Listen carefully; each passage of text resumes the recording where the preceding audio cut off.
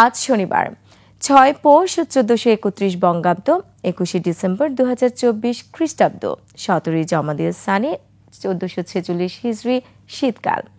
আজকে সূর্যাস্ত সন্ধ্যা ৫টা ১৭ মিনিটে এবং আগামীকাল সূর্যোদয় সকাল ৬টা ৩৬ মিনিটে। আবহাওয়া অধিদপ্তরের পূর্বাভাসে বলা হয়েছে, আজ শনিবার দক্ষিণ পশ্চিম বঙ্গোপসাগরে একটি লঘুচাপ সৃষ্টি হওয়ার প্রবল আশঙ্কা রয়েছে।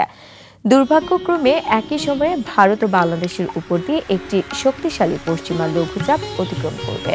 স্থলভাগের উপরে পশ্চিমা লঘুচাপ ও সমুদ্রের উপরে লঘুচাপের মিলিত প্রবাহে আজ ডিসেম্বর বাংলাদেশের উপর রেকর্ড ব্রেকিং পরিমাণে শীতকালীন বৃষ্টির প্রবল আশঙ্কা করা যাচ্ছে।